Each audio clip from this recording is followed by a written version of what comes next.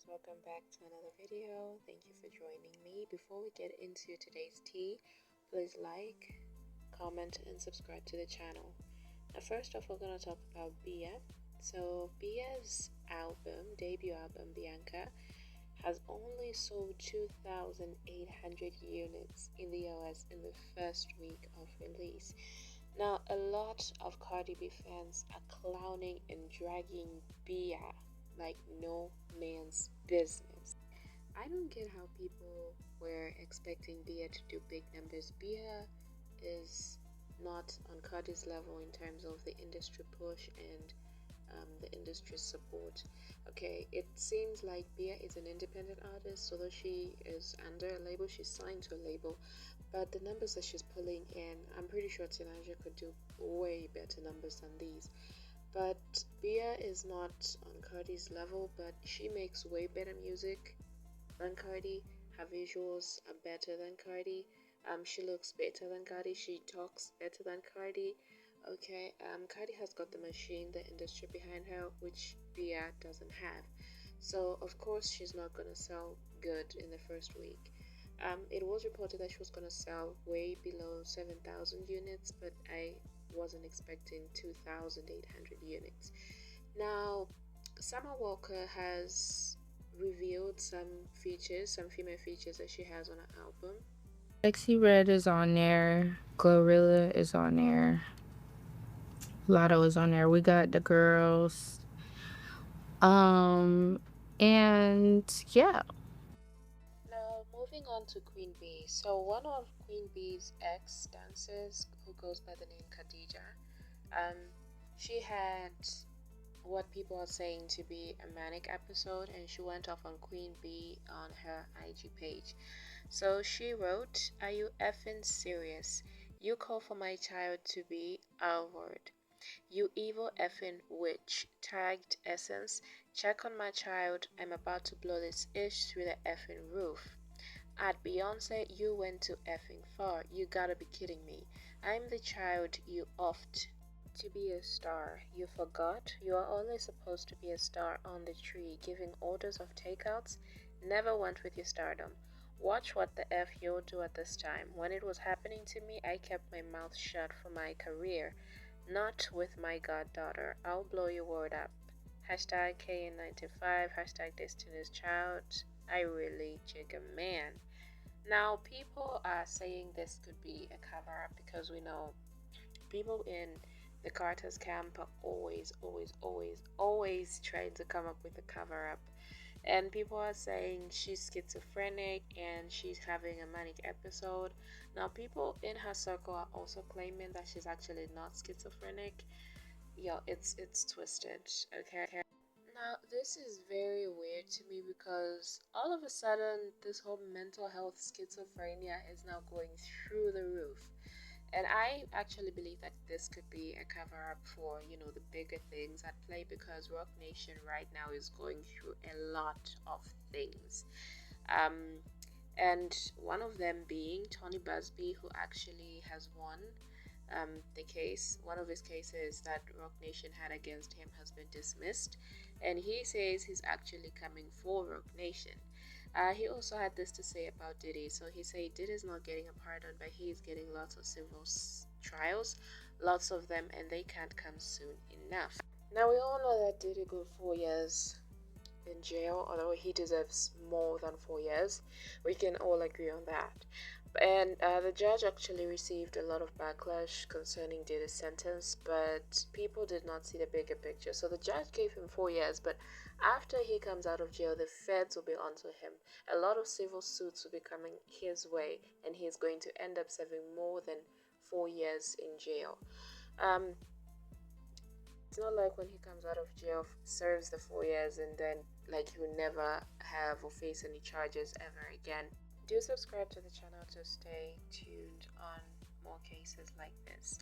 Now, moving on to the Queen of Rap, Nicki Minaj. First off, I'll start by congratulating her because yesterday Beats in the Trap was streamed 230,000 times on Spotify yesterday, outstreaming every song on Am I the Flop album by Cardi B.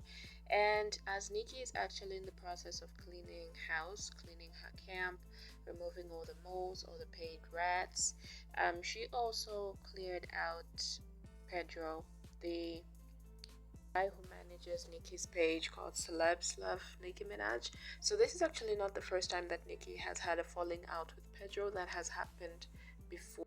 And some babs have been cloaking some other big Nicki's done page accounts that have been moving shady when it comes to Nicki.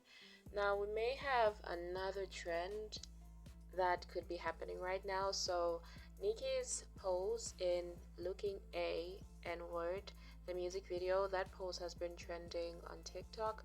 So we're also seeing a rise in the number of music videos, and the streams as well are also going up. Now, is Candace Owens a fan of Nicki Minaj? So there's an episode of Candace Owens that I remember watching when she had say something negative. I think that was when Nicki had done that collaboration with Sexy Red. Yeah, the first collaboration with Sexy Red. And Candace is not a fan of Sexy Red, so she had, some negative things to say about Nicki. But is she a fan of Nicki Minaj now? So Candace has shared some screenshots of her chats that she sent to the late Charlie Kirk. So it starts off with Candace sending a screenshot of the song Monster to Charlie Kirk, and she says yeah. Then Charlie says OMG, Nicki's verse on that is the best. And Candace types back in all caps, first things first, I itch your brains. Charlie says yes, OMG, this makes me so happy. Then Candace types out, when Nicki drops I lose my mind. So Candace is a fan of Nicki, and I would really hope if I'd really like it, and hopefully that the two could actually like sit down and have an interview. It would break the internet, honestly. Now moving on to Nicki Minaj and her peers. So there's a list that has been compiled of Spotify and YouTube Music, the most listened to female artists. So first spot, of course, we have Taylor Swift with 154 billion, then Ariana at 97, Rihanna at 94, the only female rapper on this list at 81. And now people are actually talking about the fact that Beyonce is at 56 billion and Nicki has like 30 billion more plays, more listeners than Queen Bee. Let me know your thoughts about that, because honestly, I definitely stream Taylor, Nicki, and Katy Perry, and Ariana, Rihanna as well. Now we're going to move on to talk about Cardi B. So, if you all remember correctly, before the numbers came out, she was telling her fan base to bookmark tweets and saying she was going to outsell. Now that she actually failed to outsell Nicki Minaj and that the Barbs are not letting her rest, she's now changing the tune of her song. So now she's saying she never meant to outsell Nicki. She was talking about outselling herself and her previous album, which she actually didn't manage to outsell, by the way. So Invasions of Privacy sold 8.3 and Am I the Flop did 2.2. And you can see there's a difference of like 5 to almost 6 million there. Now we all know that Armon is a flip or flop. He will go with the flow. Whichever current is the strongest, Armon, Wiggins will find himself there. So this whole thing of Keisha and Nicki. So Keisha responded to Nicki by posting a pic of herself on Instagram, and then made a comment, and then people were shading Nicki in Keisha's comments. And then Armon said something along the lines of, it must suck to be Cardi because, Cardi B, people only like Cardi, when they have to beef with Nicki, or they will like Nicki and then they have a falling out with Nicki, then they go and like Cardi B. And so Cardi B was not here for it. She went on Spaces and went off on Armon. You talking out your fucking 52 teeth and I'm letting you talk it? Bitch, you need to get on your fucking knees and thank me, as I commend you to. Cause you motherfuckers eating off YouTube checks cause of the brim. Talk about another bitch for a whole fucking month and let's see if you gonna eat. You're not gonna fucking eat. She seems to be forgetting that Armon Wiggins is a blogger, okay? And he is not the only blogger that's writing negative-ish about Cardi B. But of course, she's going off on him because of their shared history. She continues. Joining me saying that you gonna say why we fell out. Bitch, I'll tell the world why we fell out. You a fake motherfucker. And I let you play in my face. Now, she's the last person that's supposed to be talking about how somebody looks, considering how she looked on Love and Hip Hop, and then she made some money, and then she went to change her look, and then she still doesn't like the way she looks, so she keeps on updating her look. So she had this to say to Armon. Always picking on Camp Barbie. That nigga don't even talk about you. Nigga got a whole man, 3 jobs. Y'all don't even think you do gossip blogging anymore. No, you like to pick. And that motherfucker could read you down. Smarter than you, better buy a house in Virginia. Buy a fucking car. And you wanna be fucking bragging about a fucking apartment in motherfucking downtown LA. I know exactly where you fucking live at. Now, she continued by subliminally threatening Amon, and this is not the first time that she's actually threatening Amon, okay? So she's done that before. Going back to Nicki Minaj, so she was also on Spaces, and she actually dissed Keisha Kiara. Let me just insert that clip. Notice she ain't say she got bit by a bee or some shit that she had allergic reaction. Notice she ain't say that prior to that footage coming out. Like she didn't wake up that morning and say, "Oh shit, my God, y'all, I got this thing by a bee. Well, I got an allergic reaction. Blood clot tea. Messy. No, bitch. It was when the footage came out that she seen her filter didn't come with her outside that day is when the liar got to lying. Hollet, do I got in that fucking body in here, bitch? It was when she saw herself that she jumped. Haha, you jumped.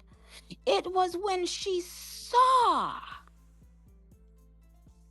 that the filler had stopped filling in that liar got to doing what the liar is known to best do, bitch. Lie.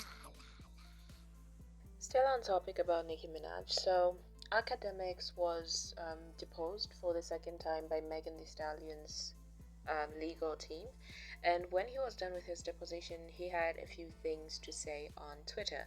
So he said, "This is how you know Rogue Nation thirsty for info about Drake and Nicki. Max allowable time for a federal civil deposition is 7 hours. I clowned them for 7 hours, and they got tight petitioned Jersey federal judge for 3 more hours. Got told no, only get 45 minutes and can't ask about Nicki and Drake." Now, why are they asking about Nicki and Drake? So he continues saying, "By the way, for clarity, the case I was deposed in has nothing to do with Drake and Nicki. It's Meg suing a blogger called Milagro. Most of the questions seem to surround the theory of theirs suggesting Drake, Nicki, and Tory are paying people to talk bad about Meg in a Rock Nation. They might be schizophrenic." Now, they're trying to find a way to, sue Nicki and Drake, and they're trying to use this lawsuit that has got absolutely nothing to do with Nicki and Drake to use it against them so that they can sue Nicki and Drake, but I don't see that happening anytime soon. Now, moving on to the queen of makeup and music, Robin Fenty.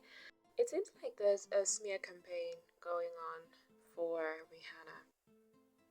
So we have major bloggers, major media outlets reporting news that's as old as 4 years, reporting it as if it's happening in real time, but that was like news that was news 4 years ago, not news anymore. So this happened during the COVID, 2020. So it's being reported that Rihanna loses $36 million on her failed luxury fashion brand venture with Louis Vuitton. Now, it has been exposed that this actually happened in 2020, and the reason why this happened was because, it was the lockdown. People were not spending money on luxury brands. People were spending money on sanitizers, face masks, and, buying food in bulk, buying groceries in bulk. People were spending money on keeping themselves, safe. No one was spending money on big luxury brands. And it's also been reported that she could lose her billionaire status in Forbes in the next update, which is also, false. So they're saying that Fenty Beauty and her other ventures are reportedly slow in growth, following a $400 million decline in her last Forbes evaluation.